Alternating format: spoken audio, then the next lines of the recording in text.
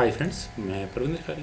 Friends, आज की हमारी game Magnus Carlsen invitational tournament के सेमीफाइनल के मतलब फर्स्ट सेमीफाइनल की है, जहां हिकारू नाकामुरा का मुकाबला था फाबियानो क्रुआना के बीच में।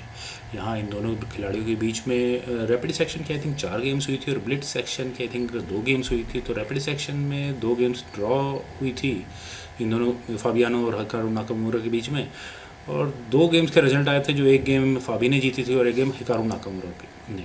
लेकिन ब्लिट्स राउंड में यहाँ हिकारू नाकामुरा ने फाबियानो क्रुआना को लगातार बैक टू बैक 2 गेम्स हराई।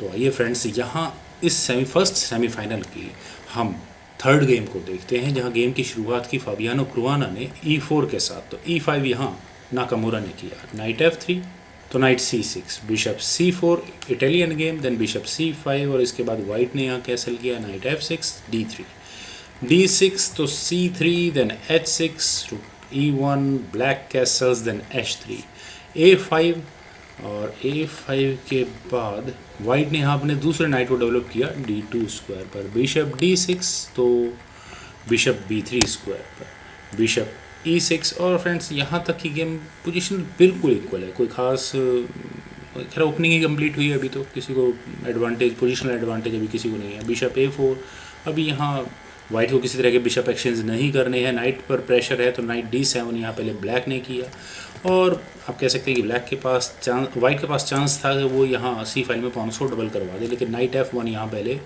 एक फाबियानो ने किया। F5, तो E takes F5, bishop takes F5, और फाइनली ये F नाकामुरा को ओपन मिल ही गई है। D4, E takes D4, C takes D4, the knight F6 square पर, नाइट G3, तो बिशप H7, बिशप पर अटैक था तो बिशप यहाँ पहले बचाया, और वाइट ने यहाँ किया बिशप B3 चेक, तो किंग गया H8 स्क्वायर पर, देन A3, तो नाइट E7, बिशप E6, और फ्रेंड्स इस बिशप के E6 स्क्वायर पर आने के बाद इस वाइट का अगला मूव इस डी पॉन को आगे पुश करने का ही है, तो C6 यहाँ पहले ब्लैक ने कर दिया है, बिशप D2, तो knight at F goes to D5, asking for material exchange. A4 यहाँ पहले फाबी ने किया, तो यहाँ नाकामुरा ने किया नाइट B4, और फ्रेंड्स ये नाइट आखिर B4 स्क्वायर पर क्या करने आया है।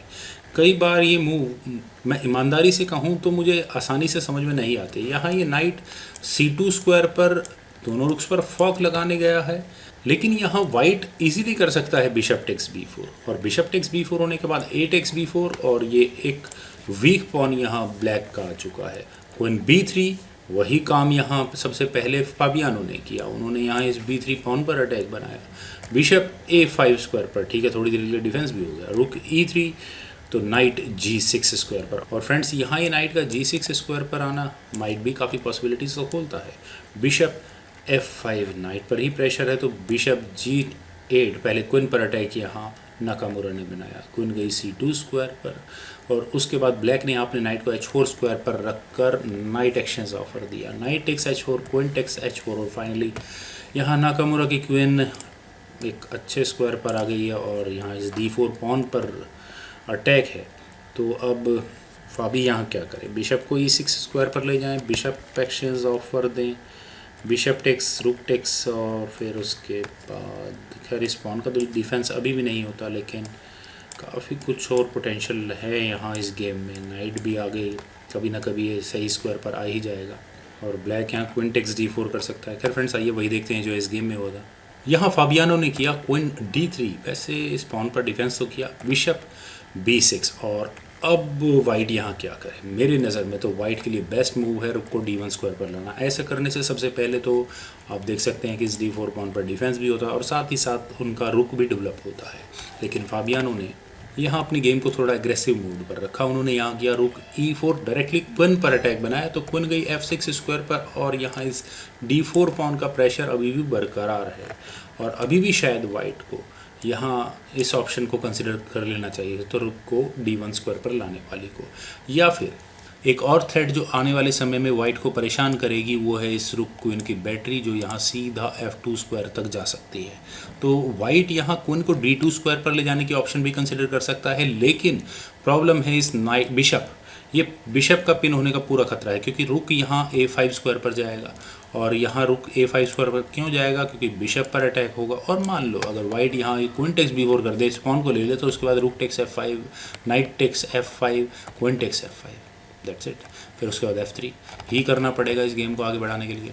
दोनों ऑप्शन बेटर थी, लेकिन यहाँ फाबियानो ने अपने रुक को G4 स्क्वायर पर प्लेस किया। और फ्रेंड्स, रुक के G4 स्क्वायर पर आने से आखिर होता क्या है, किस तरह का कोई अटैक बनता है। ये नाइट यहाँ H5 स्क्वायर पर जाना चाहिए, लेकिन उससे पहले वाइट को अपना बिशप गंवाना पड़ जाएगा। खैर, देखते हैं गेम किस तरह से चली थी।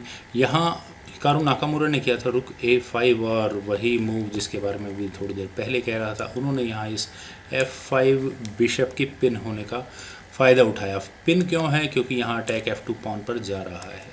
तो अभी भी शायद वाइट को रुक F4 कर लेना चाहिए था, रुक F4 के ऑप्शन ठीक रहती, लेकिन यहाँ फाबियानो ने अपने बिशप को G6 स्क्वायर पर प्लेस किया। और ऐसा करने के बाद ब्लैक के पास सीधी ऑप्शन है क्वीन टेक्स F2 चेक करने की, किंग H2 स्क्वायर पर जाता और उसके बाद फर्दर ये गेम आगे बढ़ सकती थी। लेकिन यहाँ नाकामुरा ने पहले अपने बिशप से रुक पर अटैक बनाया, अपने बिशप को E6 स्क्वायर पर ले जाकर, और यहाँ इस रुक को मूव करना ज़रूरी हो गया है। लेकिन उससे पहले यहाँ फाबी ने किया नाइट E4, क्वीन पर अटैक बनाया और साथ ही साथ इस F2 पॉन पर डिफेंस भी किया। तो क्वीन टेक्स D4, ऐसा करने के बाद ये D4 पॉन तो डाउन हो ही गया। Queen takes D4, bishop takes D4, और अभी भी जब भी ये नाइट हटेगा तो प्रॉब्लम क्या होने वाली है आप यहाँ देख ही सकते हैं with the help of this रुक।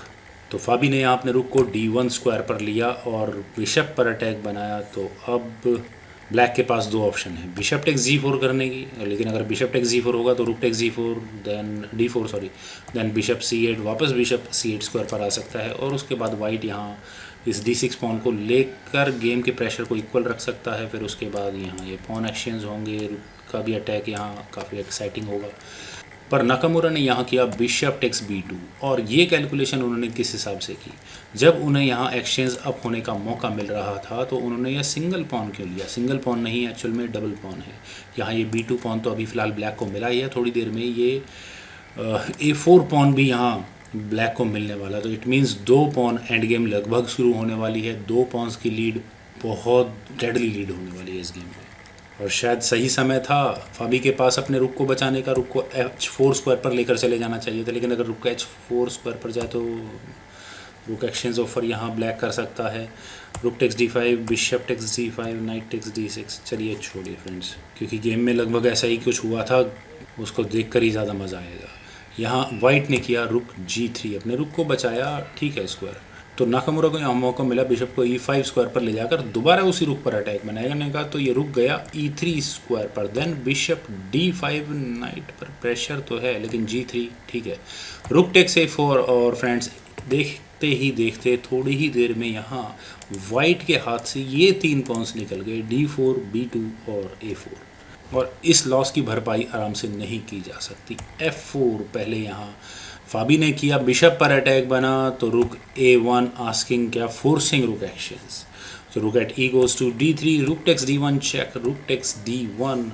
और वैसे तो मेरे ख्याल से फ़िलहाल ब्लैक अपने बिशप को B2 स्क्वायर पर सेफली ले जाकर इस गेम को आगे बढ़ा सकता था, लेकिन यहाँ ब्लैक ने अपने बिशप को C3 स्क्वायर पर लिया, और C3 स्क्वायर पर लेने से एक ड्रॉबैक है, यहाँ फाबी कर सकते थे नाइट टेक्स C3।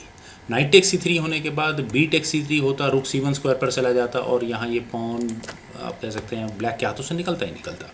या फिर जो कुछ मूव यहाँ फाबी ने किया उसके अलावा कुछ भी चल सकते थे, आइदर अपने किंग को मूव कर सकते थे या कुछ और भी चल सकते थे। लेकिन यहाँ फाबियानो ने किया नाइट टेक्स D6। इस मूव की क्या ज़रूरत थी, क्योंकि यहाँ ब्लैक को मौका मिला अपने रुक को F6 स्क्वायर पर ले जाकर दोनों पीसेस पर अटैक बनाने का। रुक F6, और यहाँ इस मूव के बाद फाबियानो कुरुआना ने रिज़ाइन कर दिया, क्योंकि फ्रेंड्स सबसे पहले तो कम से कम यहाँ वाइट को एक पीस तो गंवाना ही होगा। और मान लो अगर वाइट यहाँ नाइट F7 चेक करे भी तो उसके बाद ये बिशप भी ले सकता है, फिर चलो चेक आ गई तो ये बिशप वापस बीच में लग जाएगा। एक पीस का लॉस तो क्लियरली यहाँ वाइट को उठाना ही होगा, और उसके बाद फिर ये पॉन आगे बढ़ जाएगा। नहीं, यहाँ ब्लैक के लिए बेस्ट मूव होगा किंग को G8 स्क्वायर पर ले जाने का। और उसके बाद अब क्या कोई तरीका होगा वाइट के पास अपने इस बिशप का डिफेंस करने का? अगर ये नाइट यहाँ E5 स्क्वायर पर जाएगा तो उसके बाद सबसे पहले वाइट इस नाइट को ही एलिमिनेट करेगा और उसके बाद आराम से बिशप खत्म और 2 पॉन्स और 1 पीस की लीड जो यहाँ फाबियानो को नज़र आ गई थी। होपफुली फ्रेंड्स आपको ये वीडियो ज़रूर पसंद आई होगी, तो आप लोग इस वीडियो को लाइक करें, शेयर करें और मेरे यूट्यूब चैनल चेस ग्रुप को सब्सक्राइब ज़रूर करें। आपके कमेंट्स का मुझे बेहद इंतजार रहेगा। Thank you for watching and bye for.